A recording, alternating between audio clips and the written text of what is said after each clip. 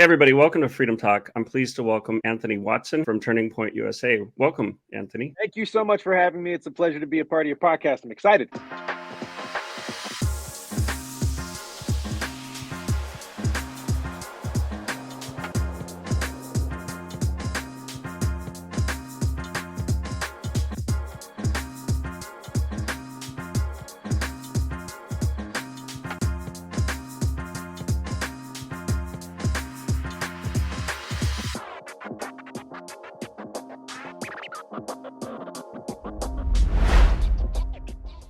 Yeah, absolutely. So tell us a little bit about yourself and your story. Oh my goodness. Well, I don't even know where to begin. In 1989, I'm pretty sure my parents. No, I'm just saying. Well, I was born in a small town that's now the fastest growing town in Vineland, New Jersey, where the place where I come from, you either retire there or you raise a family there. So I was born and raised there. Came from two Christian parents. My dad was a pastor, and my mom was heavily involved with worship at our church. Yeah, So grew up in the faith.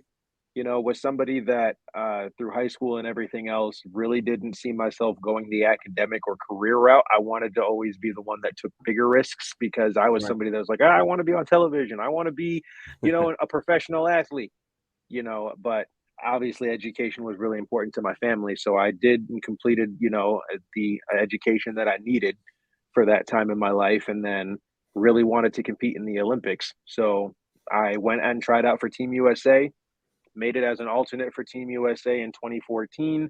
And then after competing with Team USA for about 3 years, I switched to the Jamaican team, and then was able to compete in the 2018 Winter Olympics and actually made history as the first ever Jamaican to ever compete in that winter sport in a Winter Olympics in Winter Olympic history ever.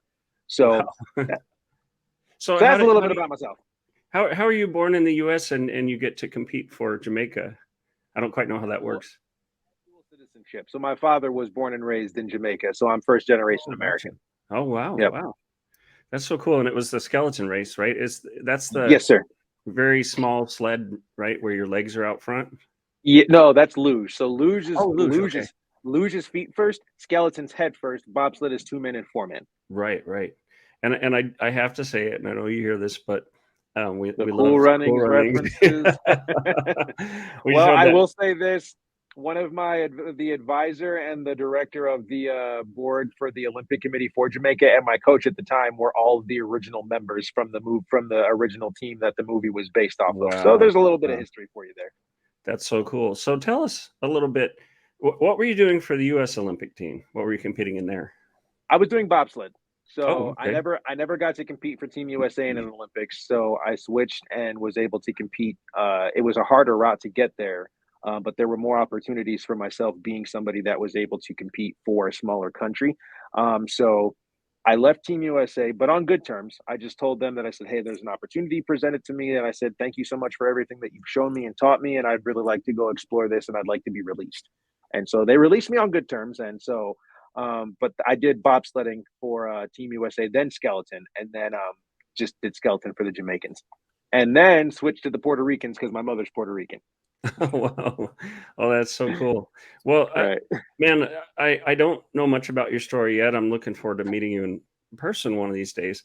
But I do understand, just reading about you that you had to give up some things because of your values, or perhaps you should say you ran into cancel culture in a big way. Could you talk about that a little bit, Anthony?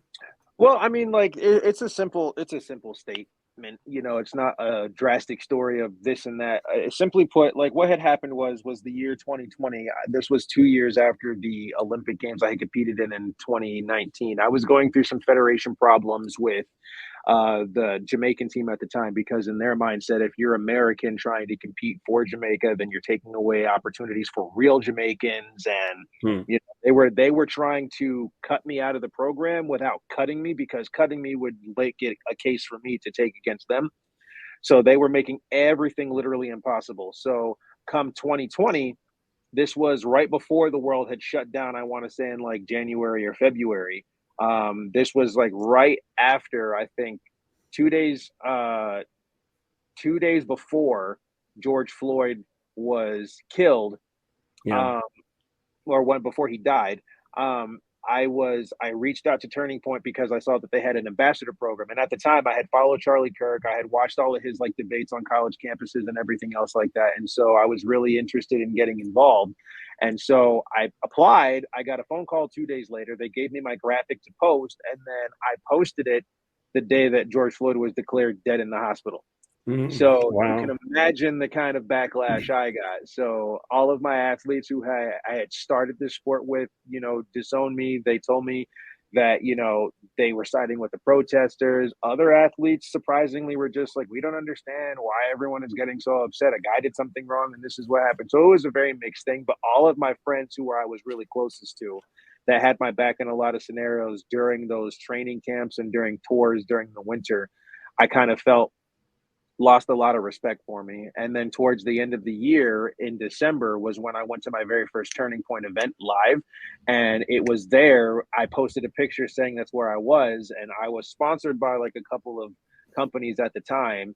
And then that following year was when none of them renewed my contracts. None of them reached out and talked to me again. None of them ever made it easy to work with them ever again. And I basically had to say goodbye to my Olympics at that point because a lot of people think that we're like Simone Biles or Michael Phelps. You just get paid all this money. But I'm just like, Yeah. Michael Phelps competed in Sydney first. He became an Olympian first, then just dedicated his life to literally eat, sleep, and swim. And Yeah. that's why he became the greatest Olympian that we know today. Simone Biles, the same thing. Her parents, both of them had to work 3 part-time jobs each just to support her training schedule, Yeah. not let alone her like competition stuff. And but you see the kind of work that goes in when you have investments in there. But for somebody like myself, you had people in Jamaica that didn't want me because I was an American. You had Mhm. Americans that didn't want to support me because I wasn't competing for America. So it kind of left me on a limb by myself. And then when all of those sponsors left, I literally had nothing, and it was almost like having like that dream ripped away from you unfairly. And Yeah. so Yeah. after that, I went around as an ambassador for Turning Point at the time, going and speaking to students everywhere on just like the simple facts of like, hey, look, this is my story. But after the third event I did of speaking about myself, I got really bored of talking about myself. And so I started reversing the script and being like, these are the times that we're in. This is what it's going to cost. Who's willing to do that? Because I said, Yeah. there's never been a time when truth has been accepted. It's never been popular. It's never been convenient, and it's never been appreciated. The only time truth is sought after and fought for is when it's completely obliterated and everything is going to hell. Hey, everybody. Freedom Talk is proud to support our friend Arizona Sheriff Mark Lamb in his campaign for the U.S. Senate. Please click on the link in the description and donate now. And here's a plus. Part of your donation will be matched to help support our hard work here at Freedom Talk. We really appreciate you, and we appreciate your support as we teach America to think like a patriot. You can also donate by going to linktr.ee And here's a slash plus. real Part of your freedom talk. donation will I told them, I was just like, we have the answers because we know how to prepare as conservatives. We know how to preserve. We know how to make things last for the longevity, long-term connection of what we want the world that we're living in to look like and to become. So I said, that's the kind of world that you now have to start working towards as a young person now, because and I said, the world ain't going to get easier when you get out there. I said, you're with your peers now.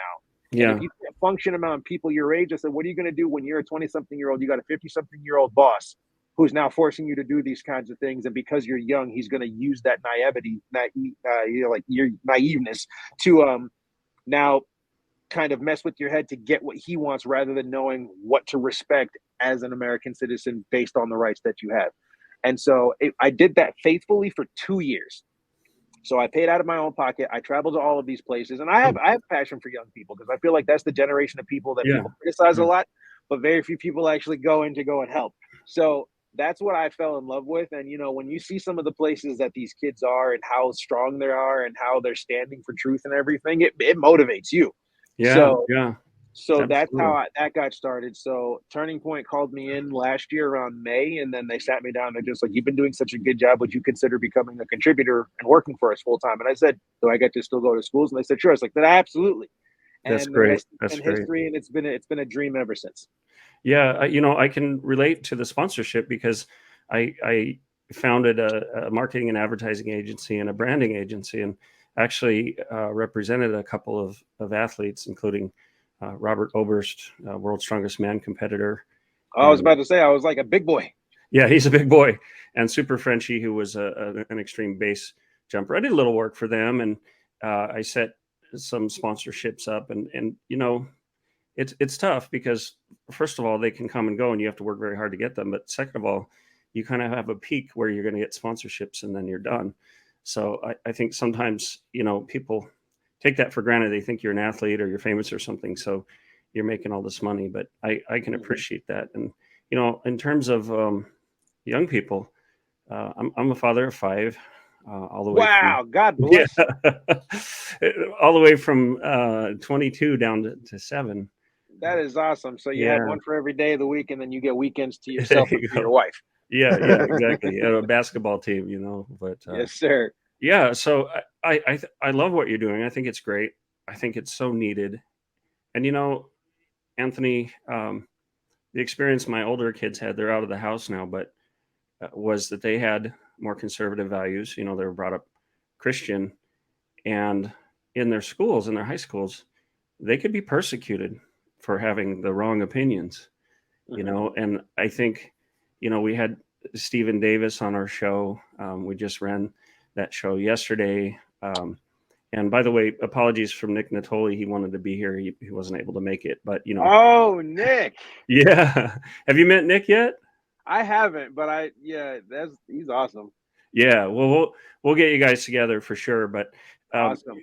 Nick and I started this counterculture show together Hmm. after we met at an event in New Jersey.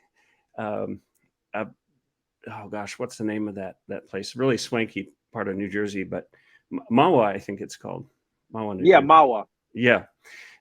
But we just recognized that entertainers, athletes, artists, creatives have this immense opportunity to create a counterculture because now the woke left is the establishment. Yep. So people like you, people like Nick, we've Forgiato Blow, Bryson Gray, um, all of these people have such an impact, and you're kind of the rebels now, like Nick says, good as the new badass. Yeah. So thank you so much for what you're doing.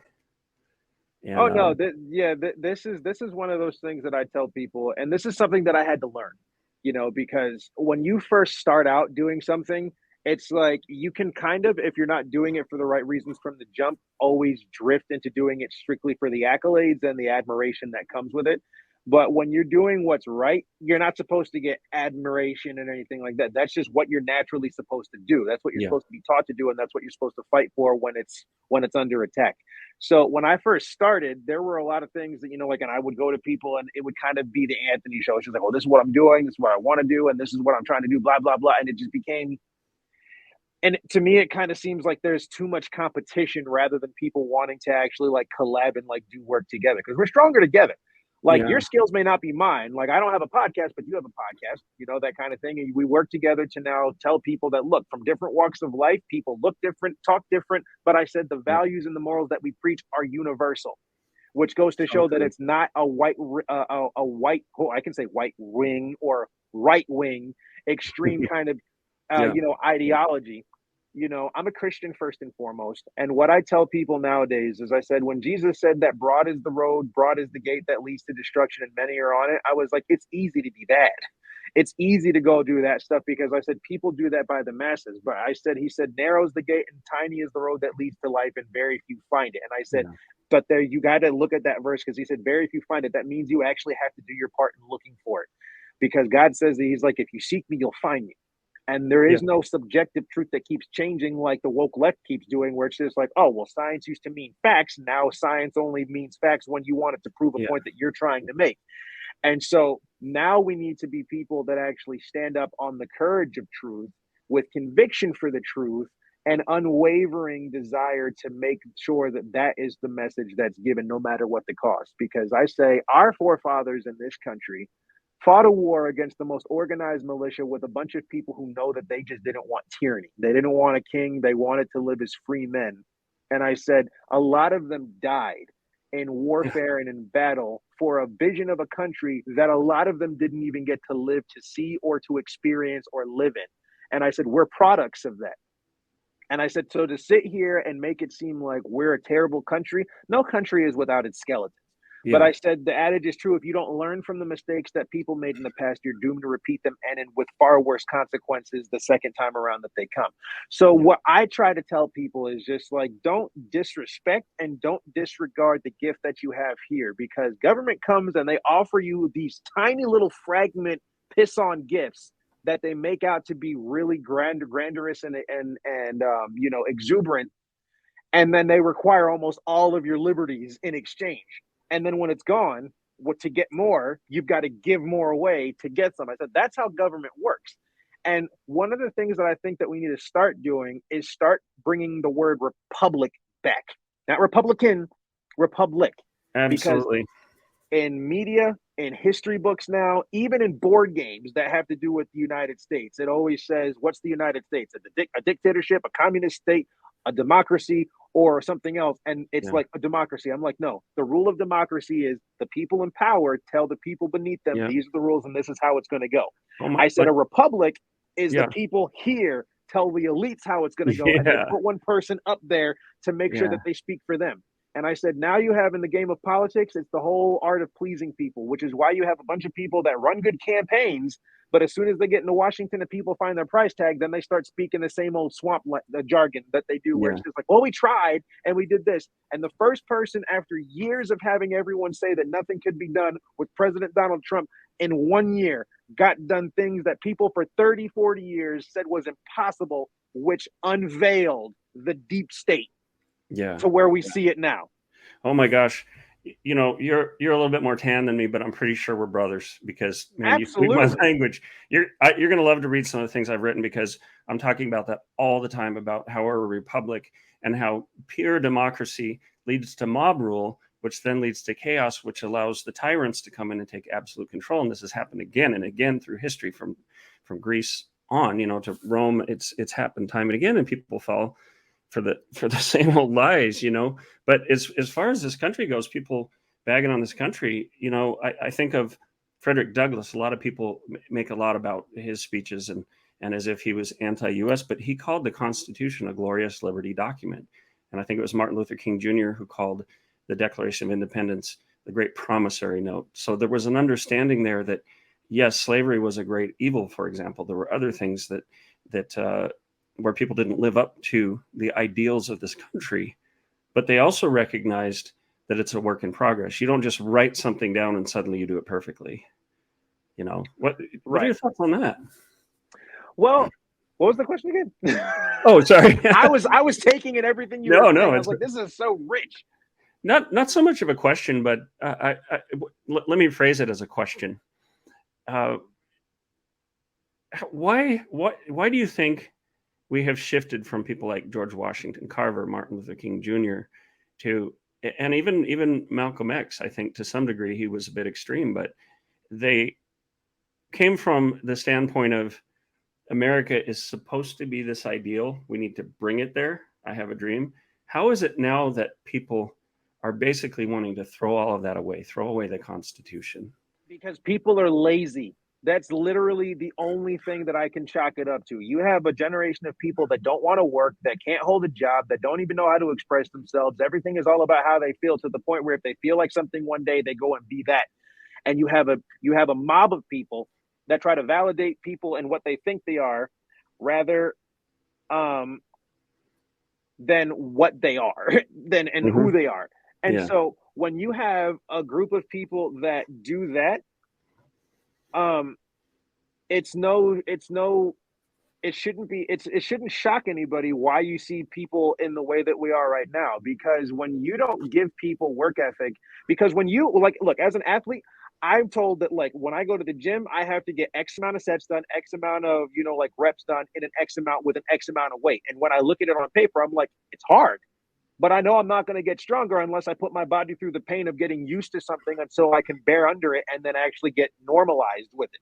And the same way that you normalize people to become strong and nimble and all of these, and humble, and all of these things that actually add to a society, you literally have to train people the same exact way to be mediocre, to be lazy, and complain. Because now all the people that are getting success are the ones that use their race, use their gender, use their non-binary stupidity, the LGBTQ plus alphabet mafia that's out there that's now trying to literally say that they groom kids and stuff. And so all of this stuff that you see happening is strategic, because when you can get people to hate where they come from, when you can get people to not appreciate the things that have been offered to them through people's death, then you will guilt trip an entire generation that will literally freely give away anything that they are holding on to with that, or they are naturally in their rights to have, just to avoid being seen and perceived as something. And you see it in a lot of ways. You have comics nowadays and comedy that when it used to just be jokes, there was no limit or hold bar. Now, whenever they want to say a funny joke, you got to have like the explanation before the tag and then the punchline. And then by that time, if it hasn't sank yet, it's just hit or miss.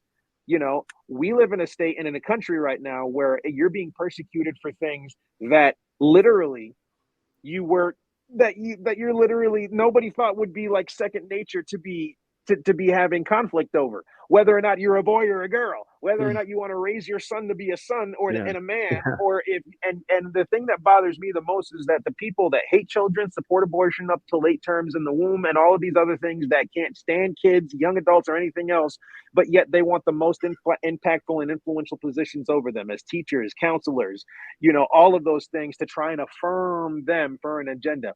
And I tell everybody, it's just like, if you want to know the real tyranny that we're starting to see happen here, read the book Love Letter to America. Thomas Schumann, or Yuri Bezmenov, was a former KGB agent who actually used to train, KGB agents in tactical warfare. And so he said when communists would take over, they would do it in 4 stages. They would demoralize a state or a country, then they would destabilize it, then they would create a crisis and cause a rebellion, and then they would take over by normalizing everything. And what it's like, it's happening here. What have we demoralized? We've demoralized the word of God. Now you have people that literally in Jesus' name inside of churches now are saying that God ordains all of this homosexual stuff, this transgender stuff, when the Bible clearly does not. Then, you know, you have permissiveness in education. They demoralize the students and everything else. Then everything that they're doing there, from then on, that goes to destabilizing, where they destabilize the economy, make the food harder to get, make the prices higher, make gas impossible to afford and everything. Then they cause a crisis and then cause a rebellion. They create so much unrest that then they just throw a lit match and a fuse into a pool of gasoline and have everybody fight it out. And then they take over, because when they let the people, and what you're seeing now, when the people start causing all of these issues, then it makes them feel like, oh, well, here comes the government with the solution. It was the same thing that you saw with COVID. Yeah. You know, the same people that swore up and down, if Donald Trump says that I have to get this vaccine, I'm not getting it. So I'm like, how in the heck in a span of about 6 weeks did you go from this is the dumbest thing, this isn't going to help, to now telling all of us that if we don't get it, these are the punishments that we get. Yeah. And now they tried normalizing it. And now we're getting close to election time again. And guess what's popping its head up again?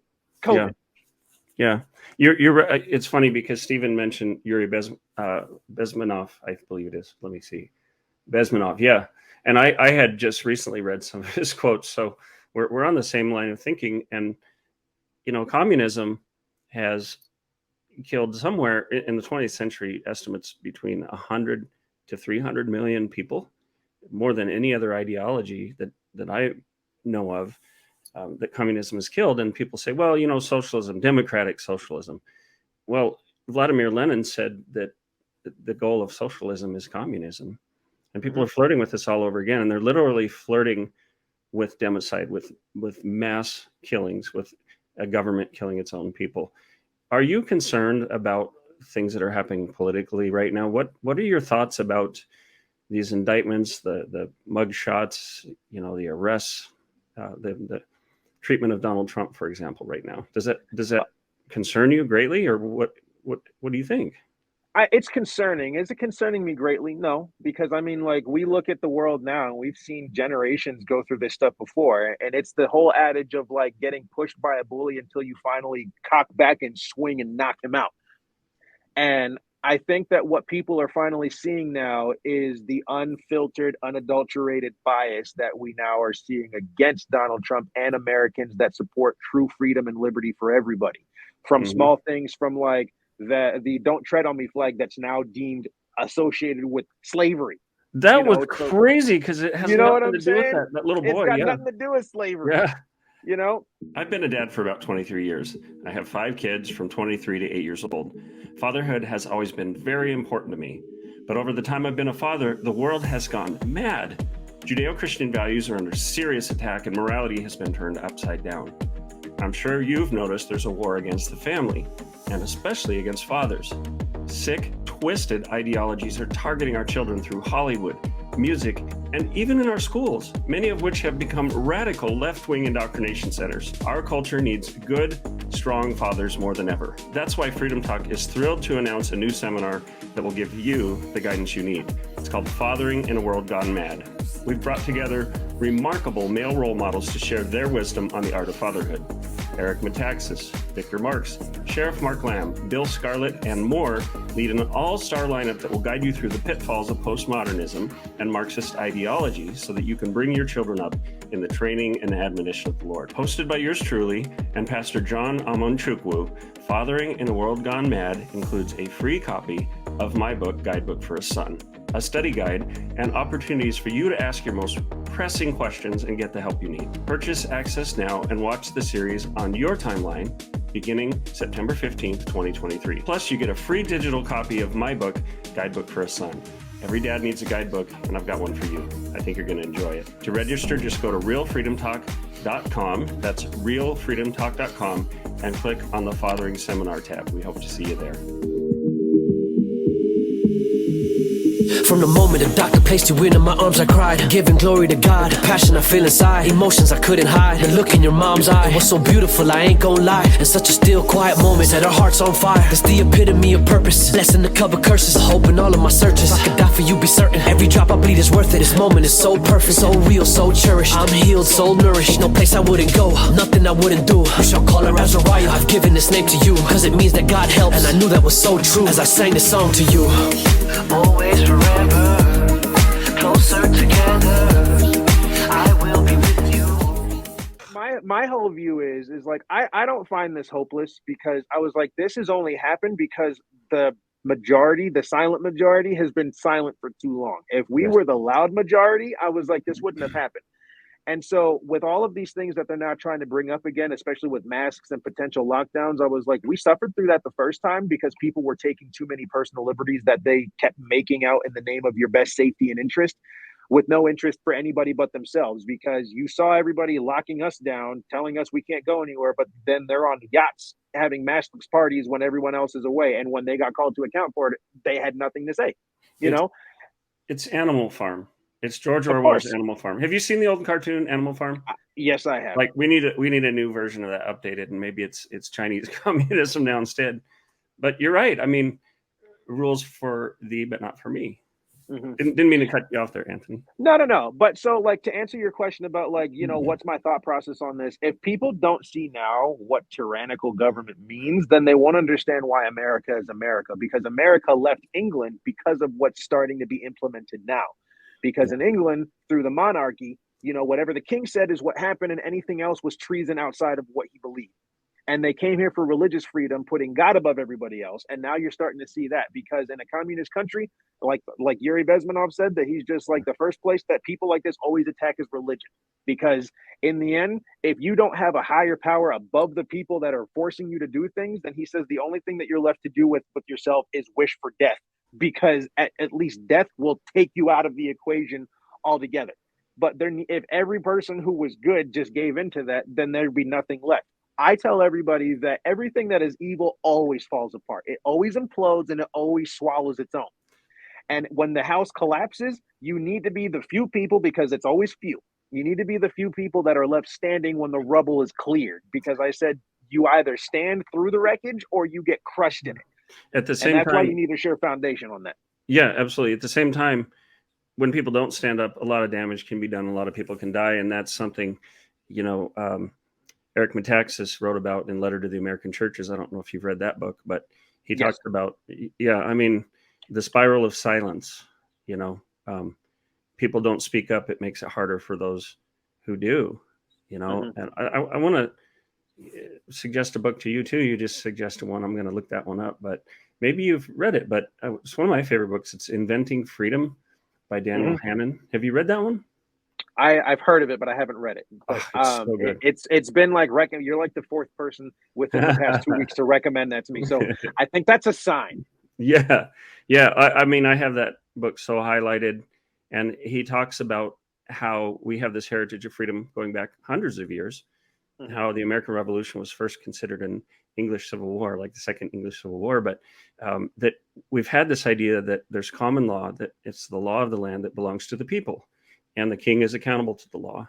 And we talk about the rule of law, and the main purpose of the rule of law is to keep the authorities in check and to Yep. be something that helps the people and gives you a fair trial and all the rest. But now we've slipped into rule by law, where the this lawfare is using the law against people, using it as a club. That's I've been working through that. I'm still working through that. It's been used against Right. me. But anyway, just great book, and I'll send you some papers I've written and things too. Please do. Yeah, I'm a contributor for the Epic Times, and Oh, no way! I was like, I got Yeah. friends over at the Epic Times. I'm good friends with Roman. Oh, with whom? Roman, he's the Oh yeah, Roman. Yeah. yeah. I was supposed to go to Sri Lanka with Roman in a small team because No way. I had taught there 1990 to 91. But guess what? I was supposed to go because, among other things, I have a background in, I have a master's of environmental science. I was trained by the Department of Defense and environmental Right. remediation, agriculture, all that stuff. But Yeah. they, Qatar Air rejected me 3 times from going on the plane because I didn't have a vaccine passport. I had a letter from the director of the country's health minister in Sri Lanka saying I could just take a test when I got there. The people on the airlines on the phone told me, yeah, if you have that letter, you can go. But it was a nightmare. But I was supposed to go with Roman, but yeah, Roman's a great guy. We'll have to. Yeah, the first day, the the first day that I ever met him, and then I think his boss and his wife, and then the 2 other main reporters that they had. I was sailing with my good friend James O'Keefe, and it was like something. James. It was like something Yeah. out of a movie. So James was busy giving them information on a story he later released, but at the time it was still like hidden info. And he's just like, yeah, he's like, we'll get our journalist, you get your journalist, and we'll do like an op-ed on it. I'm just like, holy smokes, man, this is like a movie. It's just like, what are y'all going to expose? And they're just like, COVID. I was like, oh, Sweet. okay. Well, maybe you and I can sit down and have a cup sometime. It'd be really great and swap stories and everything. I'd love to. I have a quick little story about James O'Keefe, though, if you'd like to hear it. A couple of years ago, I was at America Fest, and I was just kind of getting into this world and trying to meet people. And James O'Keefe was there. He's behind the velvet ropes. And you know how it is at America Fest. You've been to America Fest, I'm sure. Yes.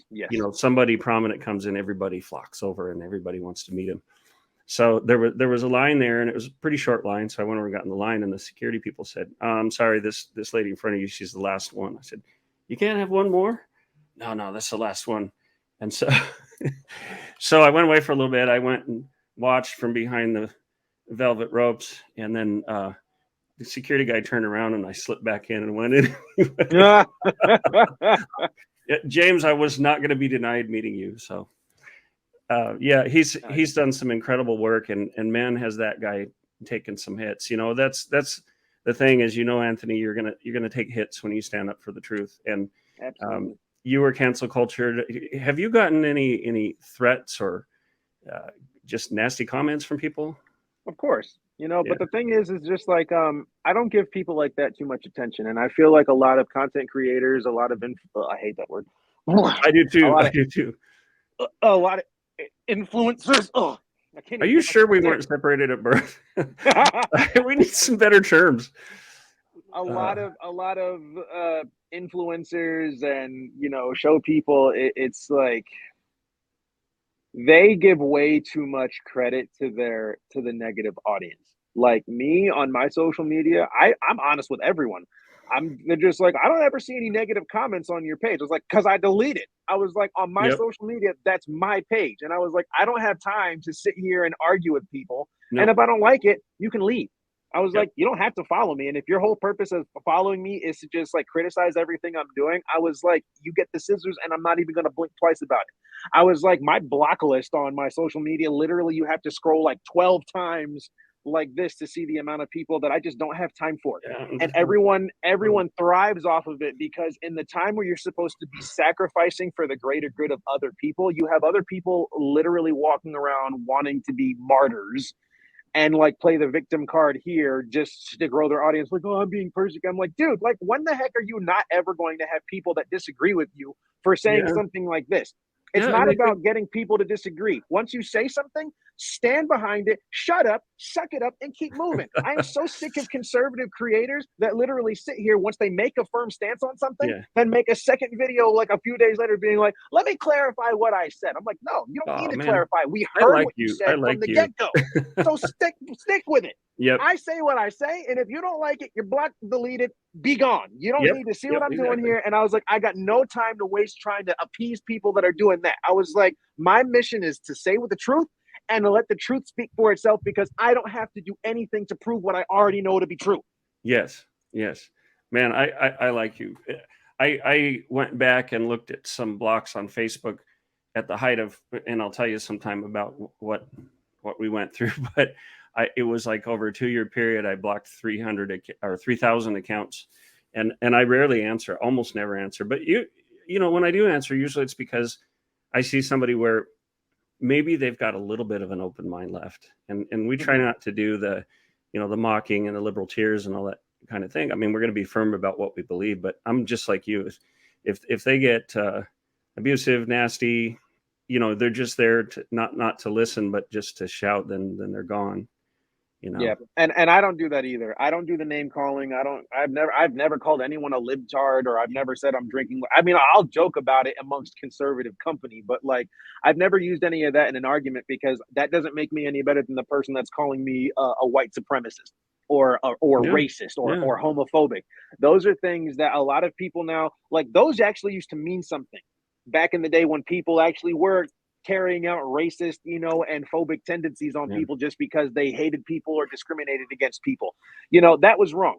But you use it so frequently now that it doesn't carry the same amount of weight that it used to. Like, No, it doesn't. when you hear racist now, nobody bats an eye or flinches. People will look and be like, that kind of thing. But when it was like, yo, that person's racist, like 10 years ago, people used to stop and be like, what happened? What'd they say? Don't do that. That's not Yeah. good. That kind of thing. But because it's been slapped on literally things like stickers, slogans, I was like t-shirts, hats, I was like, things. And then, you actually take the act of racism, which is discriminating against people because Uh-huh. of their race. And nobody holds the black community accountable except me and Yeah. Steven. Because when you go some places and you hear people, man, all these white people, I'm just like, okay, if that was somebody that said all these black people, I was like, you'd be wanting to fight. So I was like, why is it okay for you to do that but not them? So I'm just like, you got to be fair here, and you got to be logical, because none of this stuff ever makes sense, because everyone is trying to do it by by putting enough out there to have everyone feel sorry for them, but then they weaponize it to get people to give them stuff. And I'm just like, Yeah. look, you sit still long enough, you actually listen to the argument, people will debunk it themselves. Prime example, I have a bunch of black people that tell me, because they're just like, I tell people I don't believe in white privilege. I think it's a scare tactic that a lot of people make up to guilt white people into giving them stuff. I said, that's what I think white privilege is.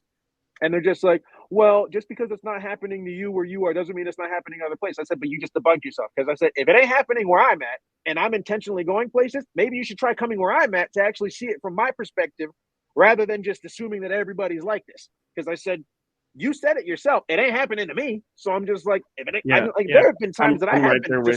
discriminated and Yeah. everything else. If I have white privilege, please take it away, because I I have not had an easy life. It's like, and it's such an insult. It's such an insult to say, because of the amount of melanin in your skin, it's going to determine, uh, your status in this world. And I know we all have challenges. I've had a challenge being a father, a white father, and at one point I was a single dad, and I was on the bottom of the totem pole, and I can't claim to understand what it feels like to be black in America, but I do know what it feels like to face discrimination and prejudice.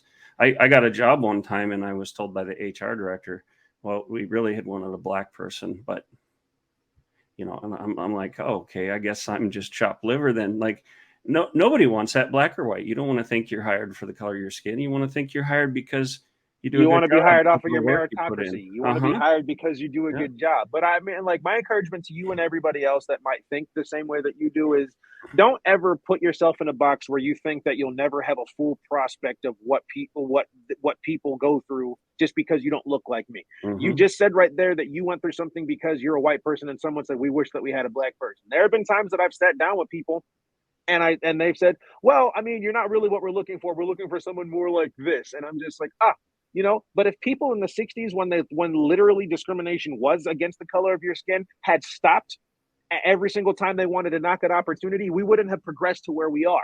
Yeah. So you may not have the same scenarios that I've been in, the same situations or circumstances that I've faced, but every single person who is a human being that has a heart, emotions, feelings, and blood flowing through their veins has felt alone, has felt Yep. betrayed, Yep. has felt afraid, has felt Yeah. happy, has felt sad, has felt anger, Mhm. has felt pain, has felt everything. That's what connects all of us. Now we're having a bunch of people now marginalize themselves, being like, oh, well, you just don't know what it's like being a black man. Well, you don't know what it's like being a white man. Well, you don't know what it's like being a woman. You don't know what it's like I being know a what it's Latin like to be an American Trump American. supporting woman, you know?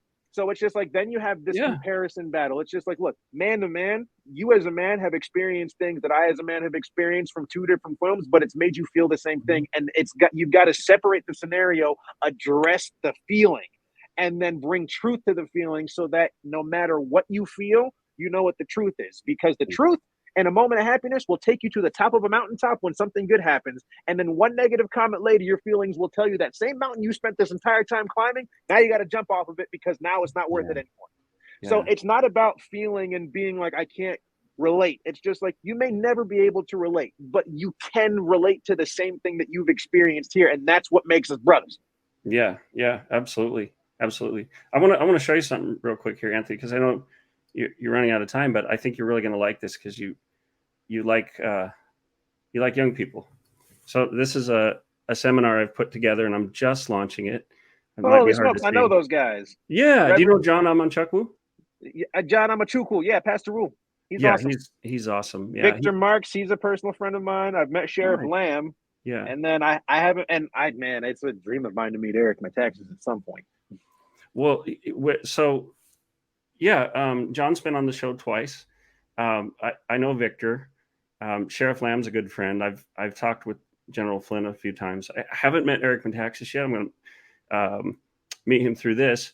But what this is it's a 6-part seminar. John and I are going to be co-hosting it, and we'll have these 4 guys as guests for different sections of it.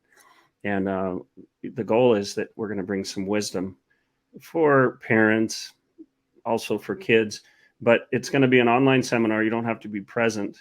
We're going to pre-record it and then charge people to have access to it, which will go toward some of the work that we do. And we can do like group rates and things like that too. But I think it's going to be fantastic, and what a blessing to have these gentlemen participating in that. So I'm actually going to talk to Turning Point and see if you guys want to collaborate on this.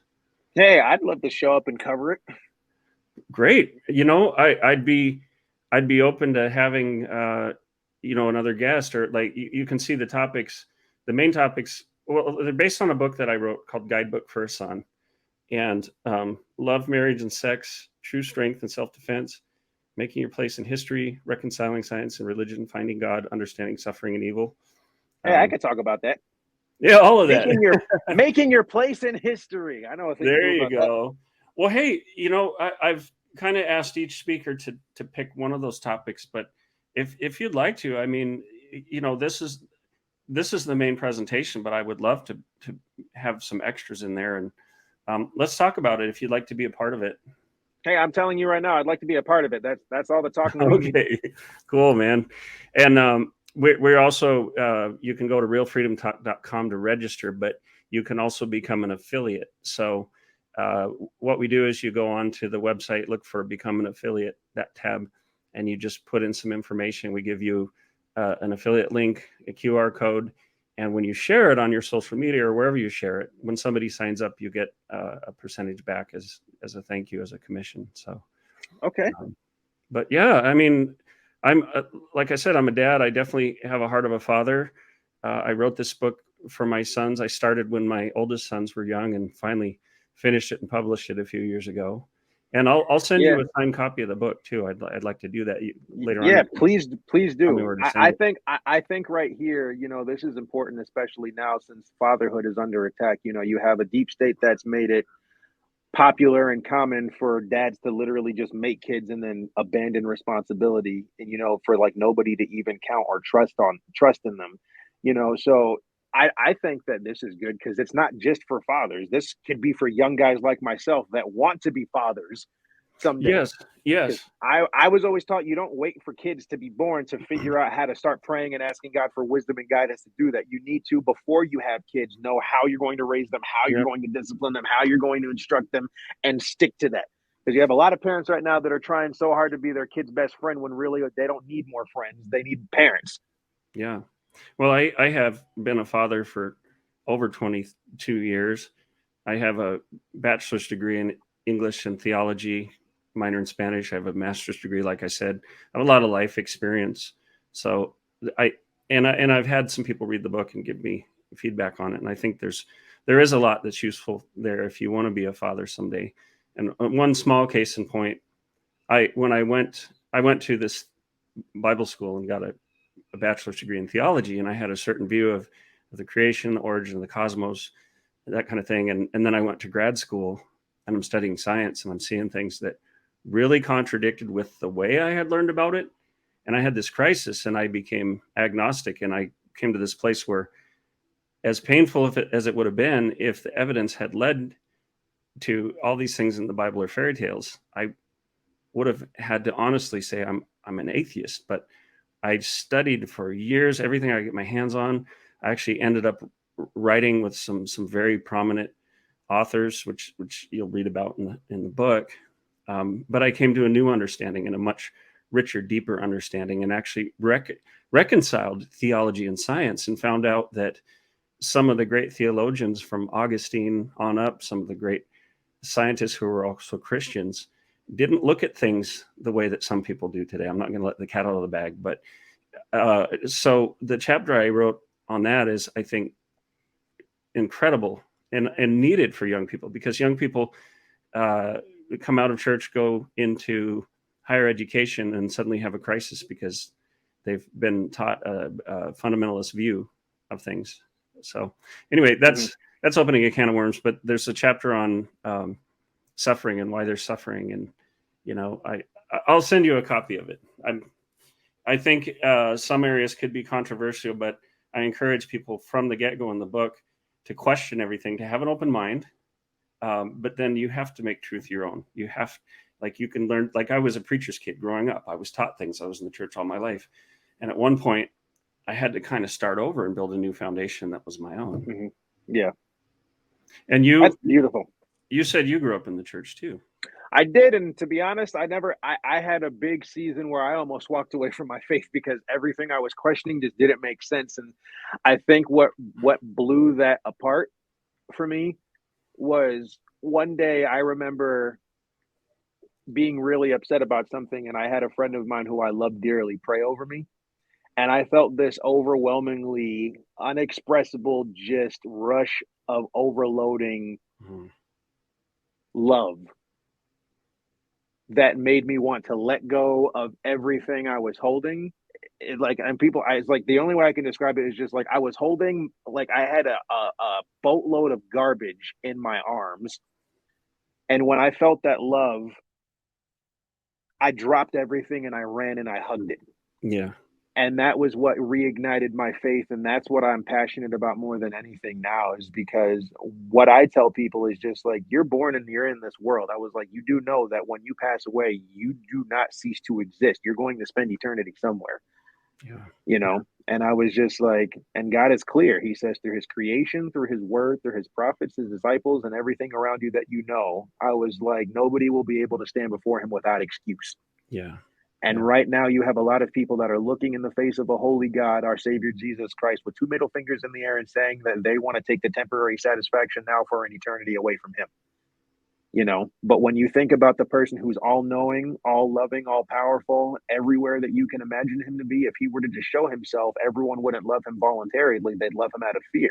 So he hides himself behind certain things, and he gives you glimpses of himself to reignite your faith, give you strength and courage, give you hope to keep you going and pushing forward when everybody else is giving you reasons to stop. And what makes our faith different than everybody else is because when people look at us, it's always in the suffering, it's always in the hard times that we have peace, we have happiness, we have joy, because we're holding on to what God is promising us after we get out of that.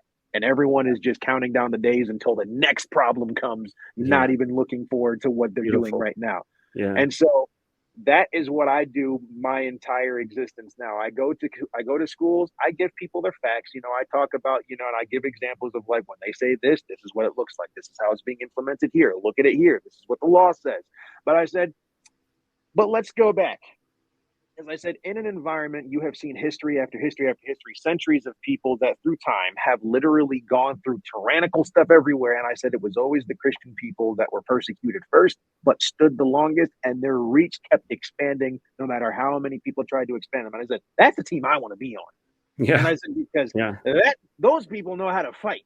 And they do it joyfully. And I said, when you can't make anybody feel worthless or useless to anybody, that kind of thing, because they know what their identity is in, which is in the person of Jesus Christ, not in this, this rainbow flag or anything else that literally has no definitions to it. I said, God is the one who gives you your existence. God is the one who gives you your meaning. God is the one who gives you your reason. Jesus is the person who gives you your why, and he's the one that sustains you and helps you endure it. I was like, we endure for what we know is coming. The world, they get through it to try and get to the next thing, and then they fall apart at the next thing. And I'm just like, I wanted something that I could walk on my hands and knees on broken glass for, something that I could happily walk into death for. And I've got that now. And that's the conviction that I walk in every day. And it's been hard. There are days that I still doubt what I'm doing is what I'm doing. But then when I doubt that, that's when God shows up. And I'm just like, all right, I'm still doing what I'm supposed to. Yeah. And we are living in interesting times, and you don't want to live in interesting times. Absolutely. It's a tough time. It's scary, and people need others they can look up to. And I want to thank you for being one of those people. I want to thank you for doing what you're doing. And we'll definitely talk about this upcoming seminar.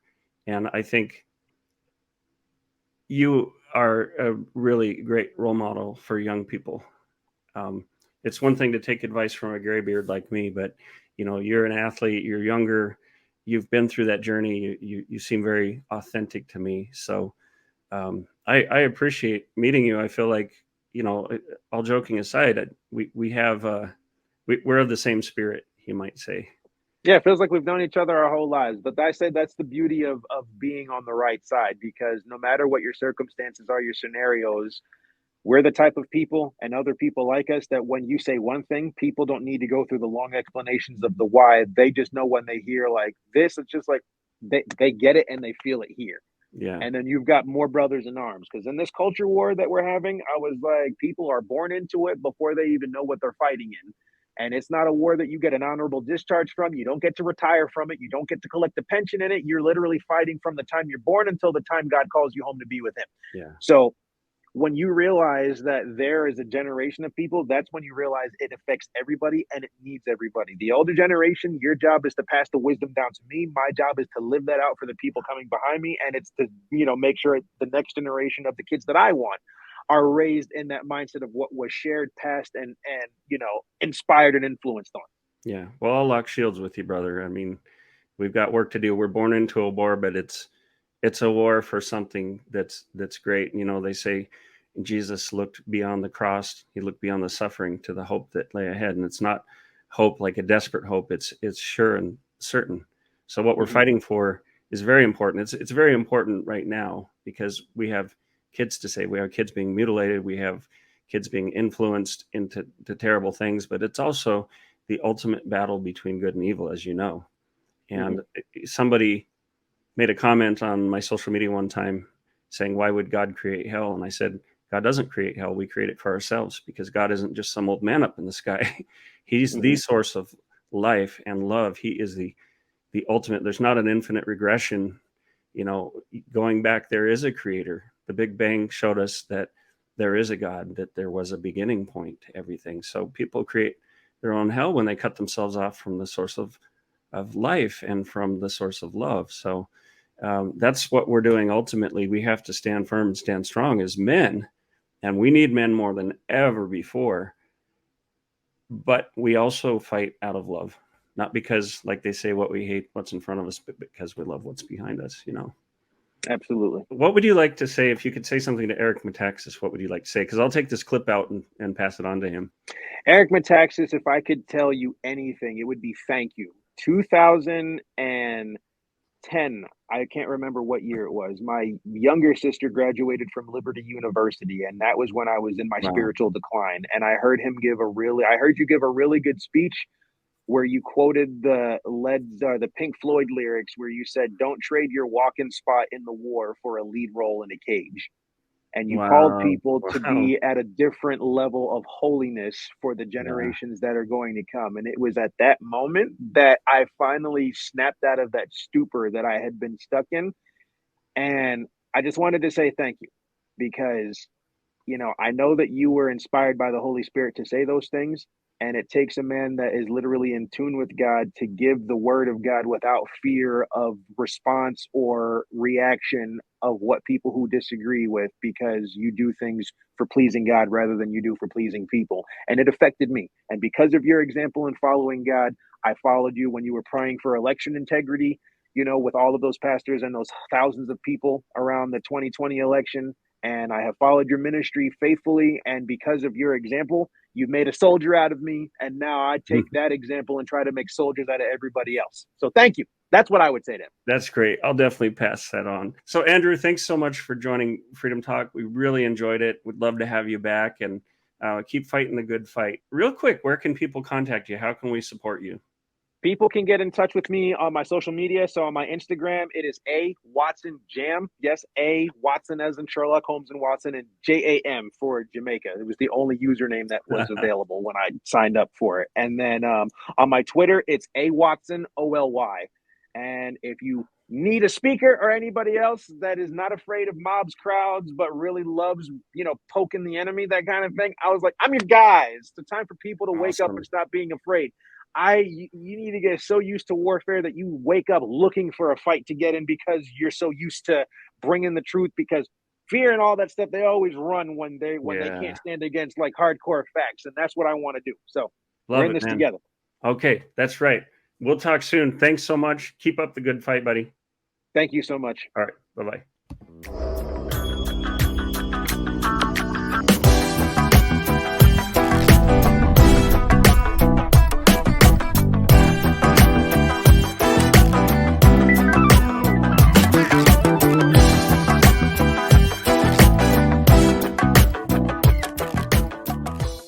So, Andrew, what is wrong with me today? All right, just having a good conversation, brother.